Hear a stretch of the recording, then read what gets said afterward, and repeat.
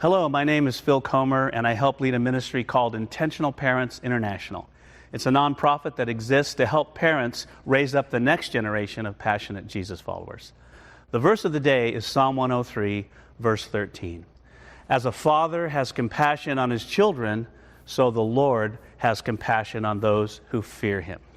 I'll never forget the day my 8-year-old son Matthew was rushed to the hospital and quickly diagnosed with type 1 diabetes. Suddenly he's there in the hospital room hooked up to tubes. My wife was like a rock. I fell apart. I felt so much compassion for him. I wanted so badly to take the illness away from him and put it on myself. And I'm just an earthly father. Our verse today tells us that God, the God of heaven, the only perfect Father, is a God of great compassion. Because Jesus was full of compassion, he healed the sick, he raised the dead.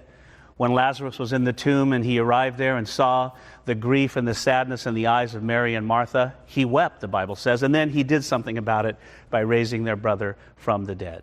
If you're hurting today, maybe even weeping like I was that day in the hospital room, I want you to know the Lord sees you, he loves you, and he's full of compassion towards you. He longs to step into your situation.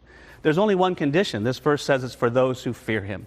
When you and I say, Lord, I fear you, which just means I reverence you, then you're going to actually feel and experience this compassion right here, right now. 2 takeaways from our verse today. Remember, God has not abandoned you in your situation. In fact, he never will.